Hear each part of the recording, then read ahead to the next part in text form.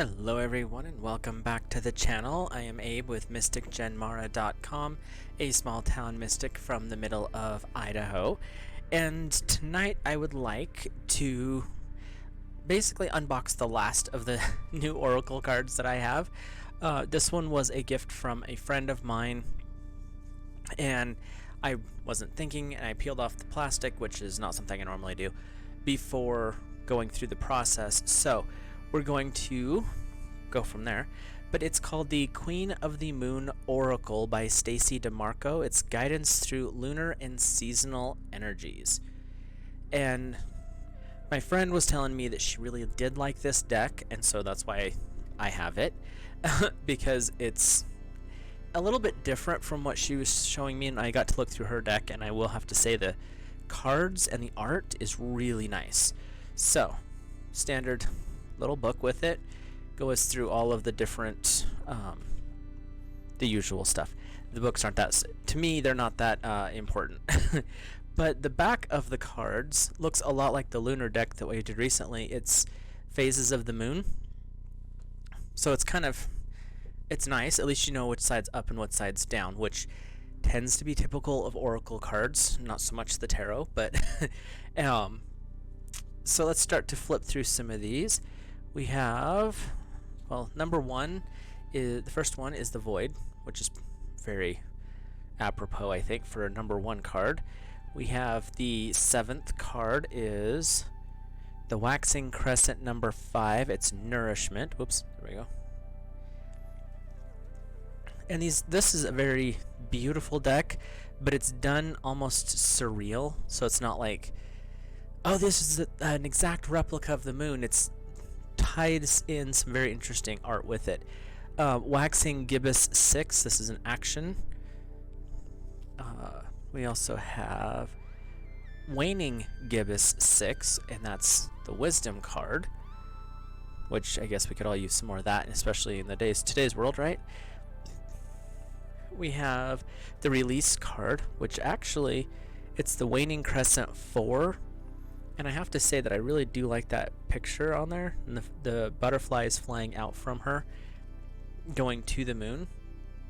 We have Snow Moon, which is Purity, which is December's moon, I believe. And we have Patience, just kind of flipping through, showing you some of the generics on the cards, or randoms, I should say. But we also have a lunar god. Now, normally when you talk about the moon, it's in the divine aspect of the feminine. Stacey brings forward that there actually is a masculine version of that as well. And so you do have some energy that goes along with it. There's one culture back in the day that actually reversed what the common was, because the majority of the alternative religions look at the moon as female and the sun as masculine. But there was a couple of different groups back in the day that switched those two, and they had an entirely different way of looking at the divine masculine under the lunar aspect and the divine feminine under the solar aspect. Not something I'll go into today, but there was a time when that was something, and I like the fact that Stacey brings that forward. And then the very last card, it's a 44 card deck, is the Supermoon Attraction. And that's the supermoons we had a lot of in 2023. And I feel like there's been a lot more of them lately. Maybe there's something going on in the world we don't know about. But it's kind of a neat deck because it goes through the different phases of the moon with each one. Well, like when it says a certain type of moon plus a number behind it, I believe that is the phase of the moon in a 28-day cycle. But let's take a peek here. And I'm not going to read through the whole book because the books are kind of generic in a lot of ways as far as how they open up, and that's no knocking to the people. It's just that's generally what they are. If you've read oracle cards or you work with them, you really don't have to go through the books. There's just, like I said, there's a couple of questions here I wanted to look at.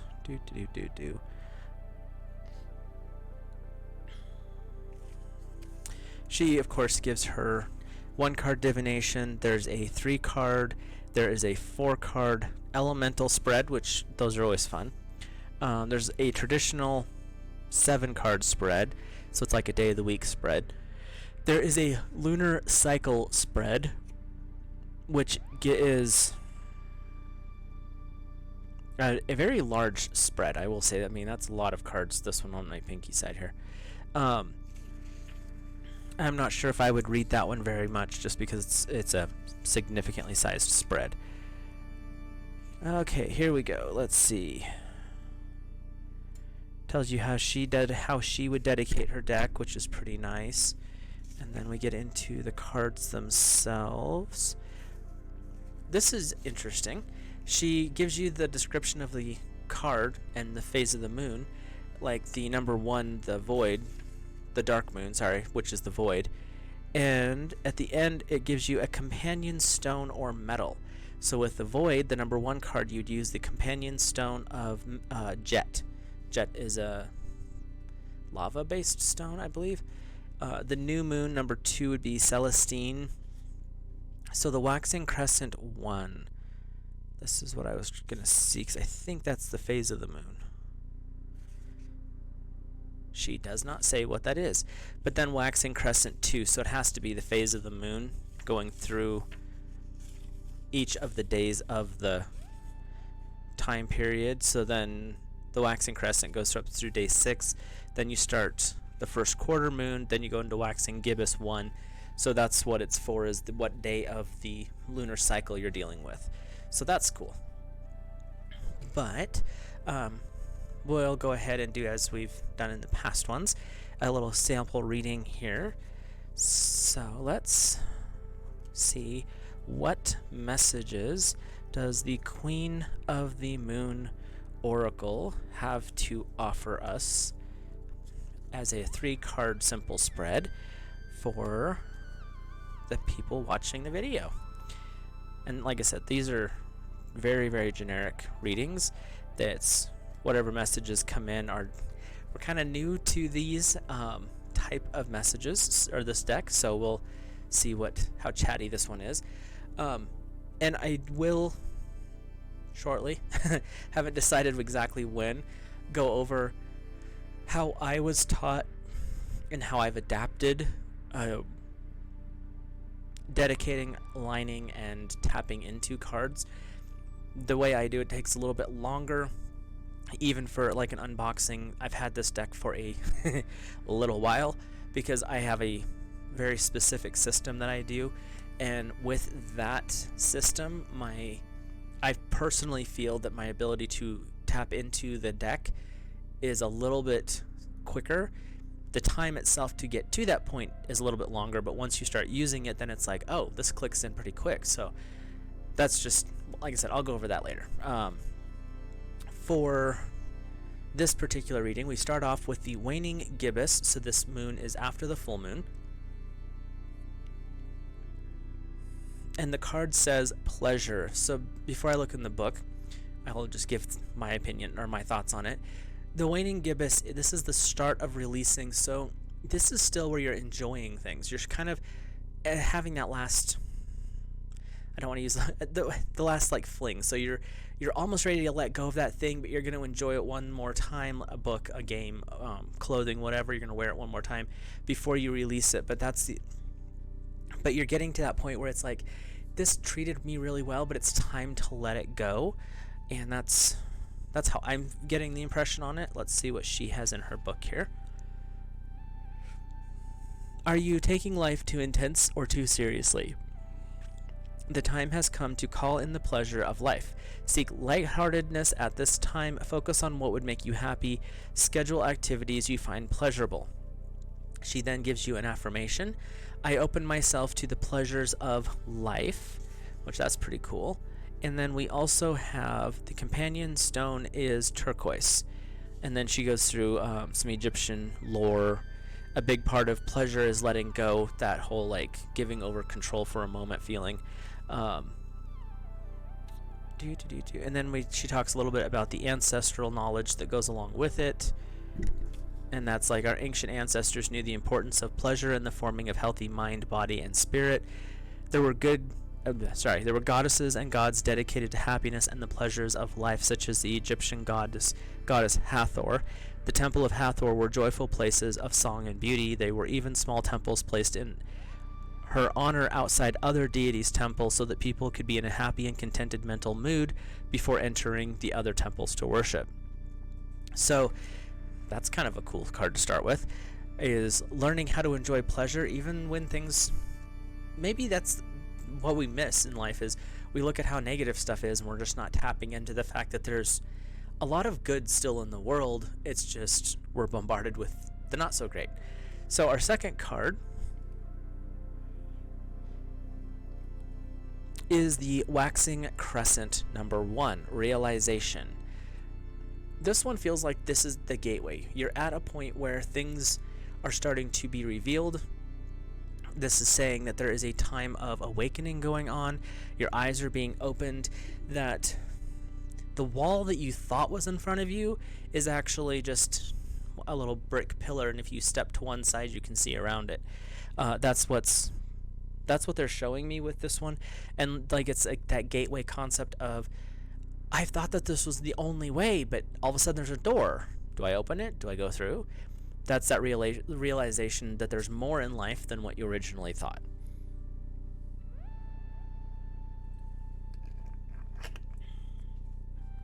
And we have oops, too far in the book here. Self-awareness comes to realization. Knowledge is power. Self-examination of your role within a situation is vital importance. And her affirmation is, I have timely self-awareness and act upon my realizations. Your stone or metal is adventuring. So it's really talking about, this is that time of growth, that time, because it's a waxing moon. So there's an expansion coming in. As the moon gets larger, it reveals things. The light comes through stronger and stronger, going up to the full moon. And that's what this is talking about, is that self-realization, that awakening to what's really going on, what's really in the situation. It's where you start to see things from the broader perspective. The realization could be known as an aha moment, the epiphany moment, or an awakening moment, where you've been struggling with this situation, but all of a sudden it, like, click, the light bulb pops on, and you suddenly understand what your next step is, why this is happening, how to get around it, things like that. So our last card here is, well, that's interesting. The Waxing Crescent number 2 is acceptance. So following realization, which is where we're at in the series here, is going into accepting it. Just because you realized it and you see it, now what do you do with it? You either reject it, which means you're going back to the life you led. If you watch the Matrix movies, it's taking the blue pill. You forget everything that you've learned. You go back to the mundane life, or the Harry Potter reference, the Muggle life, and you know nothing. Or do you accept what you were shown and take the next step, move into a bigger, brighter, more aware state of existence? So we have, with this card, accepting of the current situation is the first step to change. True. The past does not technically exist.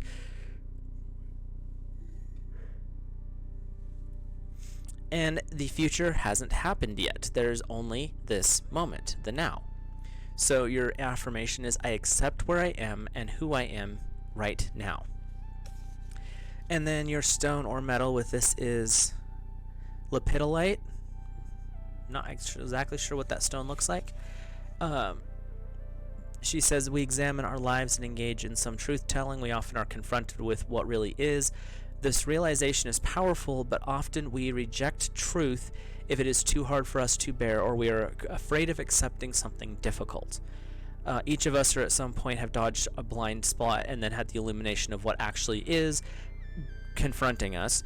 What we do next is crucial. We either accept where we are, or no matter how painful or confrontational that is, or we retreat back into our illusions and remain stuck and unchanging. And that's just the thing, is there's no harm in saying, I'm not where I am financially, where I would like to be financially. There's no harm in admitting, okay, here's where I'm at. There's no harm in saying I'm a little bit overweight. I shouldn't be where I'm at. That's, right here. There's no harm in saying it. There's no harm in saying, okay, here's where we're at. This is starting point. That's that. Realization is seeing the broader picture. Acceptance is, okay, this is where I'm at. Where am I headed? What do I want to do? Because if you can accept this moment, this now point, then you can look ahead, take the next steps, start working on goals, building towards that brighter future. But if you can't accept where you're at in this moment, how are you going to take the next step? Because you have nowhere to start from. You're literally being tossed in the middle of the ocean saying, start drinking. Like, how are you supposed to do this? But if you start at one side, you can work your way across swimming or however. But if you're dumped in the middle of something, how are you supposed to get yourself out? Acceptance is, here's your starting point. The realization is finding out there is a starting point. Acceptance is, this is the starting point. So just from this little reading here with these 3 cards, I'll hold them up hopefully if we can make this work. It's saying, first of all, enjoy life, because you're only here once. Well, depending on how you believe. Come to the realization that there's a bigger picture, and then accept where you are as your starting point and move forward from there. So hopefully you enjoyed that. Like I said, this is a new deck to me, and this is kind of an interesting deck. Like I said, I saw my friend's version of it, and I was gifted a version shortly thereafter, because it is a really pretty deck. The colors, it's very shiny, so I'm not sure if I'll be using it much in readings online. Maybe, just depends on my lighting situation. But hopefully you enjoyed this, and we're on day 21 of February, full video February. So we've got a couple more days, and then we'll be back to just a normal 2-day, possibly 3-day schedule after that. But if you enjoyed this video, please drop a like, hit that subscribe button if you're new here, and comment down below if you've ever used the Queen of the Moon Oracle by Stacey DeMarco, or if this is something you'd like to see added into future readings that I do on YouTube and Odyssey. Other than that, I'll let you go. Have a great rest of your day, evening, week, and I will see you in the next video.